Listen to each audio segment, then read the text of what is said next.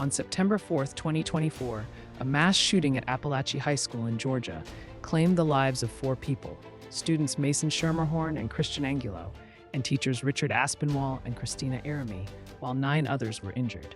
The tragedy shocked the nation and devastated the Apalachee community. Prosecutors alleged that 14-year-old Colt Gray carried out the attack after planning it in advance.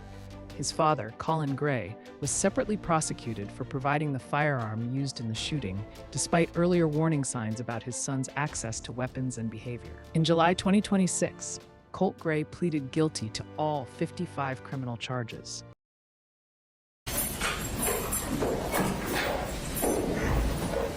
All right, we're all present. State and call next witness. Your Honor, the next witness is on Zoom. Would you like me to do it at the podium, or would you like me to do it here at and stay seated at the desk? I'm okay with either as long as the witness can hear you. Are you able to hear Mr. Smith? Mr. Smith, are you able to hear Brad Smith, the DA? I will say that was a little garbled. Can you hear me now? Yes, sir. I think this will probably work, Your Honor. All right.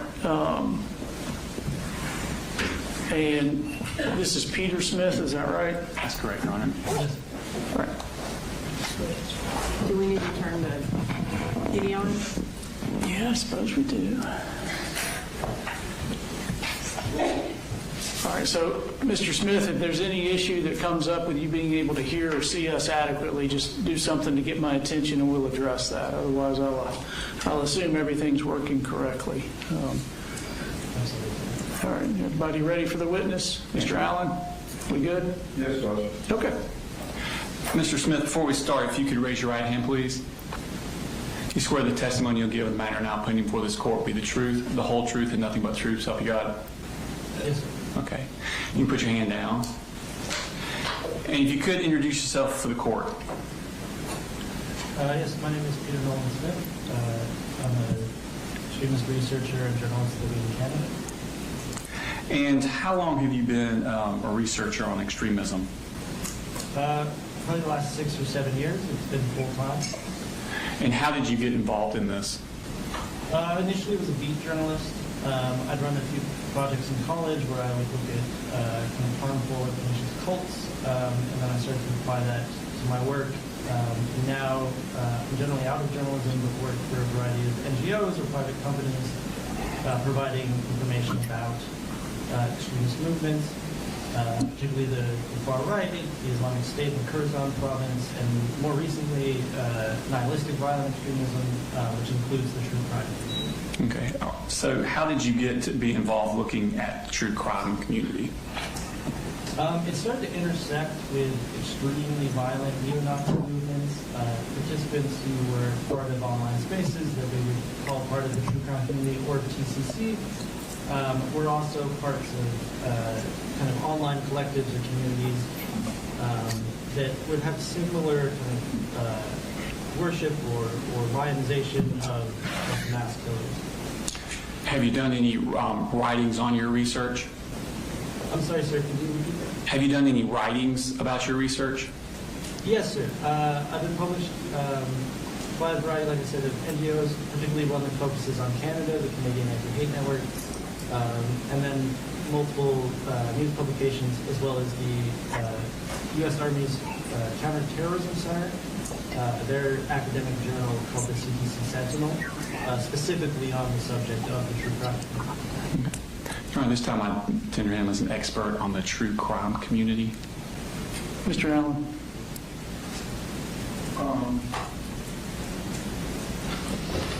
Have you had any, if I could, Yeah, you can go on here.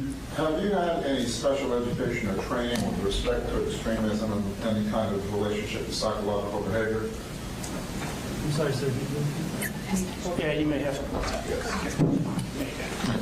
Have you had any special education or training with respect to extremism and the impacts on psychological behavior?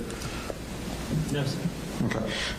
Do you have any educational background with regard to the sociology of extremism and its impact on communities? No, sir. I was a political science. Okay. And in your studies as political science, what did you concentrate on? international relations, security, but yeah, predominantly international. And you had indicated that you worked with anti-hate group in Canada, is that right? Yes, an NGO that monitors and tracks the far right. Okay, and they are an advocacy organization, is that right? Yes. Okay. And in most of your publications that you have listed, they have been related to advocacy, is that correct? I mean, many of the publications relate to research, monitoring, propaganda analysis. I wouldn't say a majority of my work has been related to advocacy. Okay. What other training have you had with regard to international relations and or the extremism community related to the TCC? I mean, I'm an investigator. I've taken courses in open source investigation, but if we're talking about training specifically related to the TCC, no. Judge, I'm not sure that he meets the qualifications under OCGA's 7702, I believe, is the section related to expert testimony, Judge. I know he's written some documents, but that's more of a chronicler more than it is somebody who has an expertise. I think if the court wants to accept his information as a lay opinion, that would be appropriate under 701, but I don't think he qualifies as an expert, Judge. Mr. Smith? I would disagree, Your Honor. As far as an expert, he just has knowledge about something that the average layperson wouldn't have that knowledge of to help the fact finder in their decision-making process. I would also note that the expert that the defense called used him as a resource for his own opinions about the TCC. So he was actually used as a resource by their expert because that expert did not have enough knowledge about the subject, and he used him as a basis for that knowledge as he testified. Do you want to take a minute to elicit from him how much time he has spent researching the true crime community, how he went going about that? Tell us about your research of the true crime community specifically. Yes, sir. Again, like I said, initially it started when we noticed that it was observed by researchers that mass casualty attackers, particularly ones who weren't expressing a distinct ideological motivation, were repeating instances, linking themselves in kind of a chain of different actors, repeating details, including their own, as well as references to various online communities within their manifestos, within the writings on their firearms, within their guns, or like words written on the gun, for instance. There are numerous cases that get called back repeatedly, and this kind of led to a larger expanded project where we analyzed cases that had been linked to the TCC. This is for the paper that was written for the CTC Sentinel. When that was being done, we examined these cases. We found 21 TCC-linked cases and plots across 2024 and 2025 that showed some clear indications that people have been active within these communities.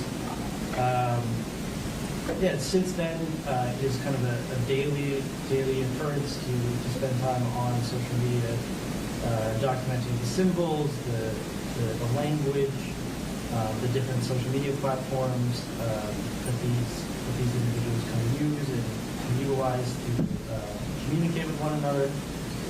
It's not a unified group or a formal organization or even a political movement. It has a very large and broad social community that in very rare instances, but in prevalent instances, includes extremist violence.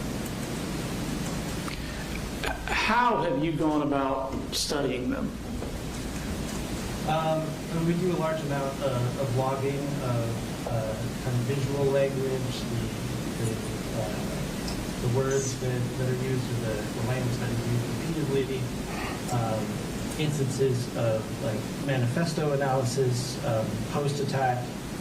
In the case of individuals who are interceded before plots take place, analyzing their online footprint.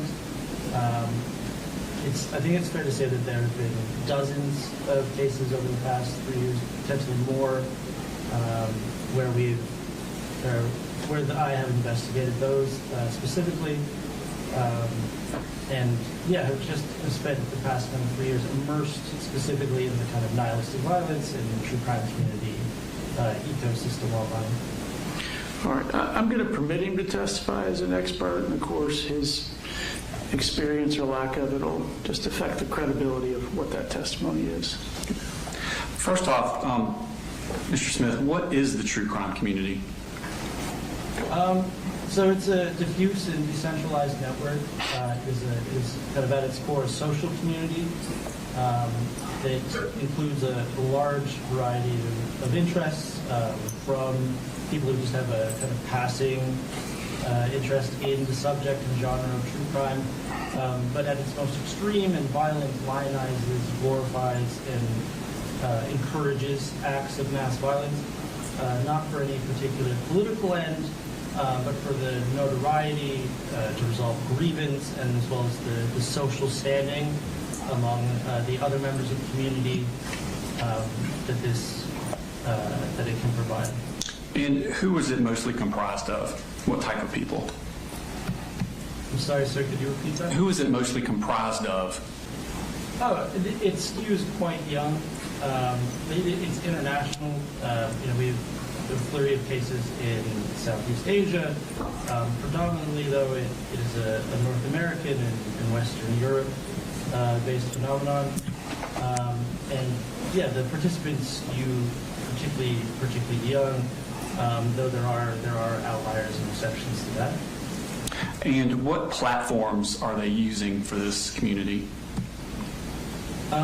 So it originated on a variety of websites and forums, particularly around the Columbine shooting, and then from there kind of evolved to include Tumblr, but now is so expansive that there's few social media and online spaces where there isn't some sort of presence. TikTok, Instagram are probably two of kind of the largest at this point. But that's by way of both their popularity with youth as well as the editing tools that allow the creation of original content very easily. Back in 2024, would Discord and Tumblr be used? Were you able Sorry, what to? was that? Back in 2024, were the platforms Discord and Tumblr used? Yes, absolutely. Until very recently, I mean still today, but until very recently, Tumblr was a kind of significant point of interest for the TCC. Discord as well, it's a private chat application. Individuals can create servers to talk about any subject that they choose, really. And yeah, many have been dedicated to the TCC and the creation of their community. The phrase TCC, or True Crime Community, is that a label that outside people have put on it, or is this a moniker they have adopted themselves? This is definitely a moniker that was adopted by the community. Initially, it was used for hashtags. Hashtag, you put the number symbol ahead of a word, and then on social media platforms, by accessing that, you can see all of the posts that include that hashtag or word.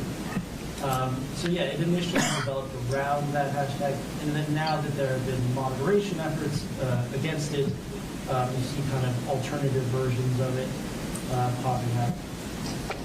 What do the participants of the TCC do? What are their actions on this platform or on these platforms? Yes. So like true crime is a spanning genre, and then it's like at its broadest overview includes individuals with a very kind of, for lack of a better term, innocent interest in crime and reporting about crime. The podcast documentaries technically count as part of this kind of big circle of true crime, and then as you move within, and when we're talking about violent extremism, you have different like layers of participation. So the first is the kind of broad one that we all interact with, whether we watch like a Netflix documentary or spoke about it. The second tier, you start to have kind of parasocial identification, where individuals start to identify more with the attacker and potentially sympathy for that individual, as opposed to the crime itself or the victims. The second tier or the third tier, becomes more interested in encouraging the violence and supporting the act. And then the fourth and smallest kind of circle within these many circles are those who go out and commit violent acts themselves. The ones that are specifically in Tier 2 and Tier 3, what kind of actions are they doing? I'm sorry, sir, could you repeat that? The groups that are in Tier 2 and Tier 3, specifically, what kind of actions are they doing? How do they interact with each other? Yeah, certainly in Tier 2, this is where you start to see fan art of an interest in images or photos of the perpetrators when they're very young. This is where the identification or the sympathy starts to come into play. And Tier 3 is where things start to get more extreme, where not only are the acts, something carried out by a desperate or kind of downtrodden individual, but something that is desirable or to be emulated. And we can see very blatantly on social media individuals encouraging others to go out and carry out attacks of their own. In these Tier 2 and Tier 3s, do they do things like doodle their names in notebooks, dress like them? Absolutely. Do they dress like them? Yes. Yeah, that's one of the, in the kind of like mimetic or like repeating chain of actions, individuals will wear similar clothing to perpetrators, they'll listen to music, there's extensive fan art that is created. In the same way that social communities support pop stars or sports teams, these individuals become very much kind of fans, like it has been described by other researchers as fandom of the perpetrators of acts of mass violence. And what makes it a community? The connection through social spaces, aesthetic, the visual language or appearance that they use. There's an in-group language, like specific terms that are common.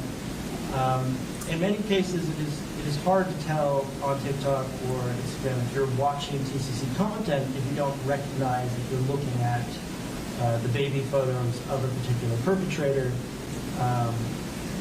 They're often dressed up in the same way that you see individuals become not obsessed, but become kind of infatuated with celebrities and kind of look for as much original information about them as they can.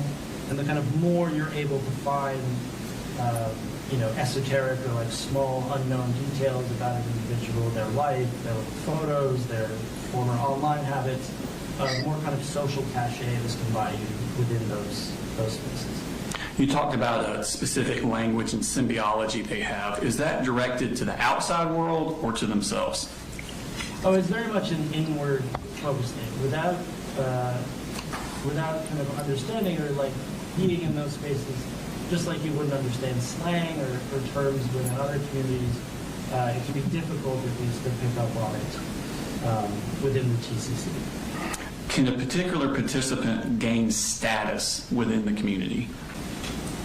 Sorry, could you repeat that, sir? Can a particular participant gain status within the community?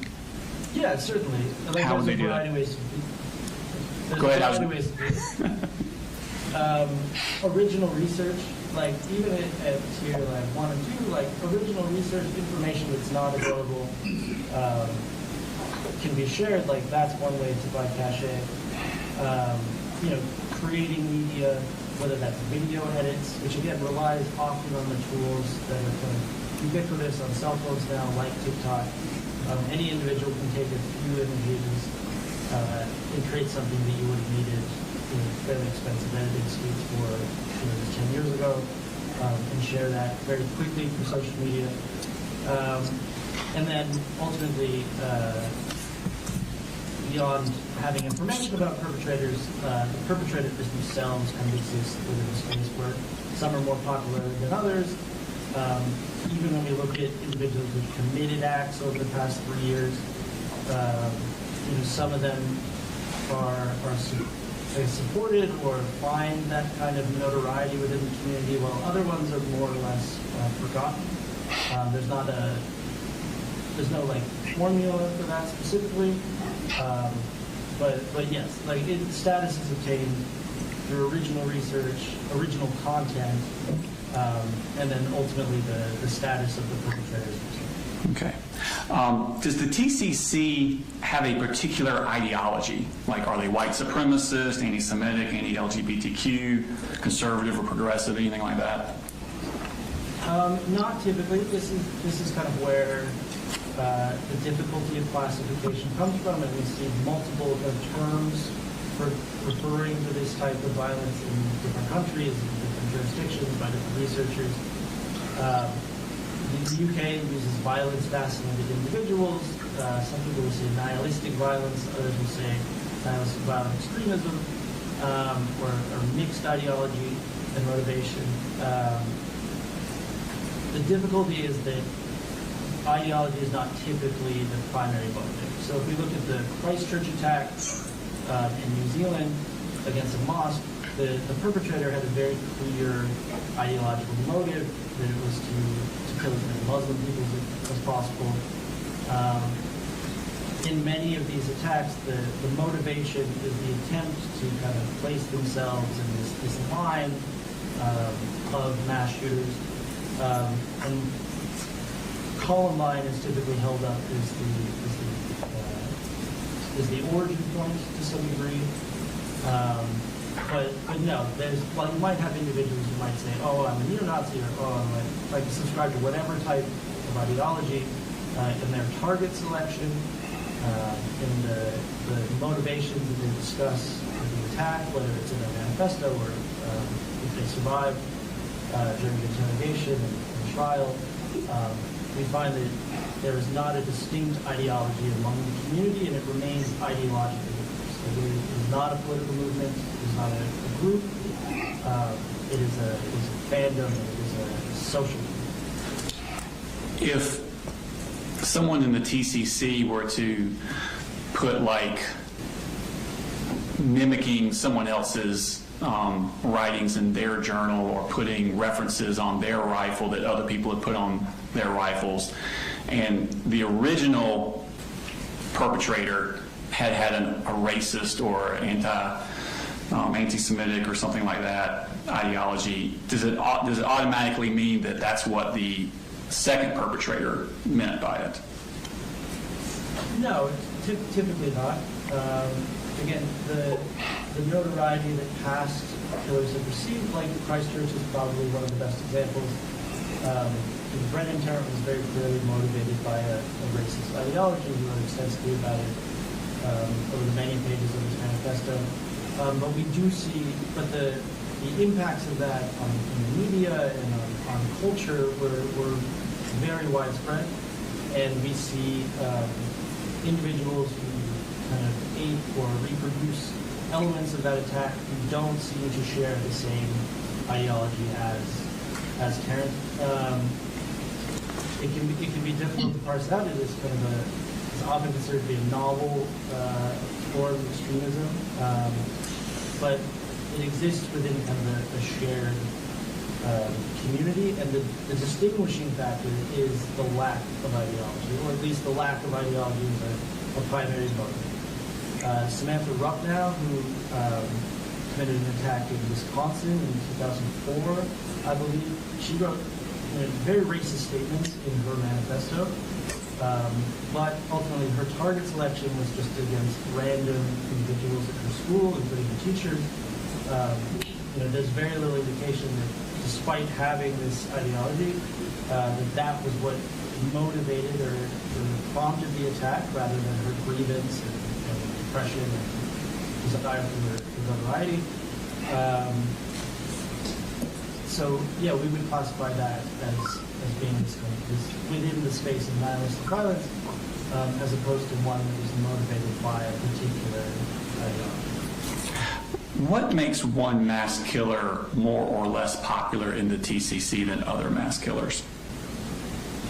That's a question that doesn't have a good answer at this time, unfortunately. Like, there are a variety of factors that seem to count. Again, the impact on the culture, the media spectacle that gets created around it, the following analysis and interest by researchers and the community, but you know, and obviously the body count. Very unfortunately, the amount of victims is a contributing factor, but not always. You know, there are attempted attacks that exist within the TCC in great areas of interest, and there are successful attacks that they rarely talk about.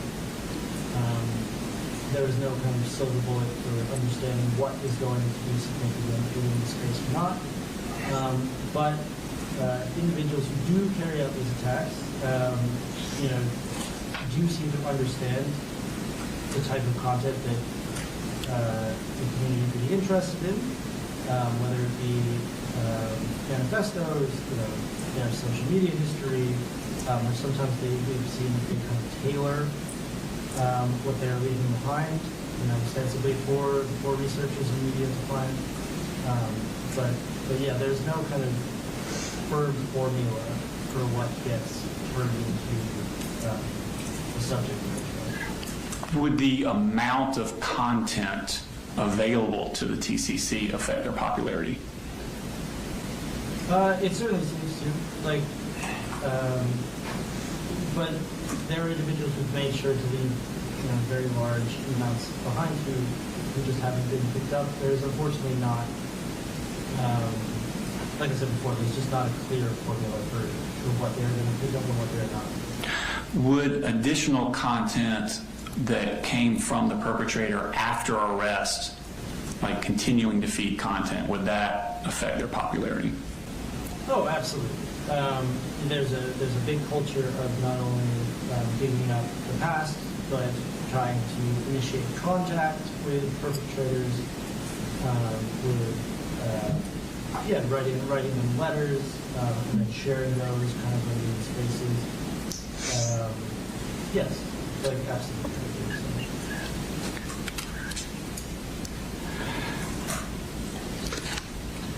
That's all the questions I have. I think the attorney would have some questions for you. Mr. Allen Cross?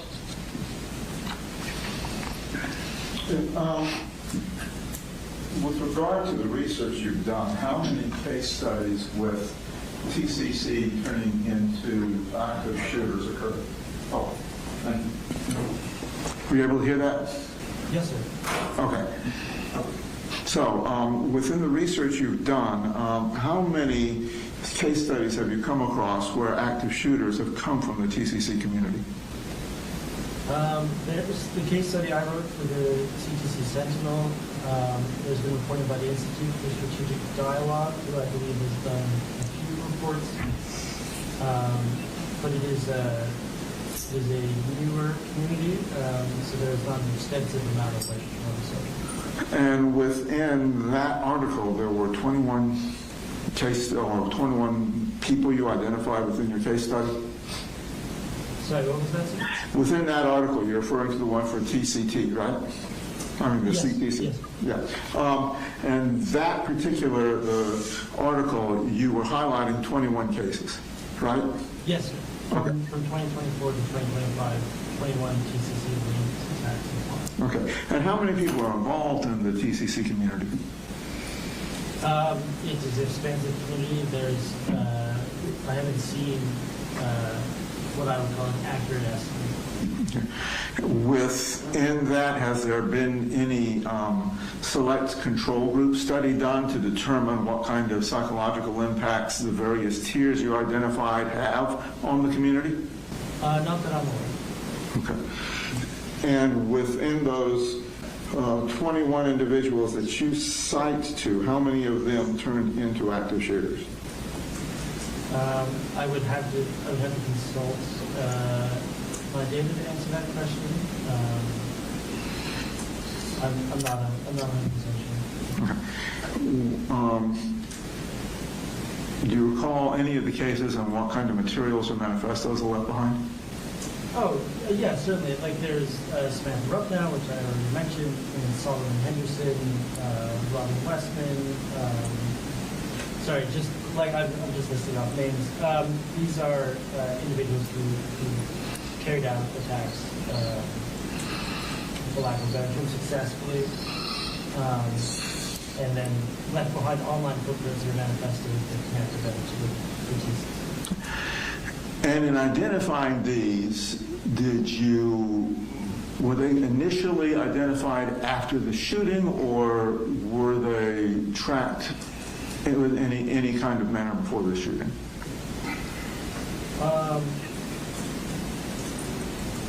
Sorry, can you repeat the question? In other words, how did you come upon them? Was it because of the shootings themselves? Is that how you determined which ones were in your analysis? Oh, yeah, they were either reported based on public arrests, or they had carried out their plans, and then had become the subject of reporting. So then the way you derived your analysis was you started from the end and essentially backtracked to the beginning. I mean, we started with the most recent, certainly, and then, yes, to a certain degree, like the community is fairly, well, the behavior has existed for a long time. Fandoms related to the Columbine shooters were emerging very shortly after the attacks. It is a fairly novel community that started, it was roughly estimated, a couple of years before 2020, like 2017, 2018, that it kind of solidified into what we think of the ecosystem as today. And how does that compare to other fandoms, like, say, Star Wars fans, or other than the fact that sometimes at the end you have a shooter that you're identifying, but how do they compare to other fandom communities? Well, like the fact is that most people who are involved in TCC are nonviolent. Even those who get very deep, as far as tier 3, it might be a macabre, but it is a perfectly healthy interest to whatever degree, or at least a common one. They have an interest in truth crime in particular cases. Most of the individuals we even talk about committing attacks, it's done in kind of a role-playing fashion. But there is a very clear problem of individuals who are parts of these communities to progress towards violence, and then encouraged by other individuals within it to carry out those acts, and ultimately do, and then leave behind signals, or signs or symbols or callbacks to whatever else to past attacks that do come from that community. And in the specific studies that you did in the CTC Sentinel article, did you have any of that material reviewed through a psychological lens by a forensic psychologist or anything of that nature? No, sir. It is a counterterrorism and counter-extremism journal. It was written for counter-extremism research. Okay, thank you. That's all I've got, Judge. Any redirect? No, Your Honor. Thank you, Mr. Smith. All right. Thank you, sir. You're free to go. Thank you, sir.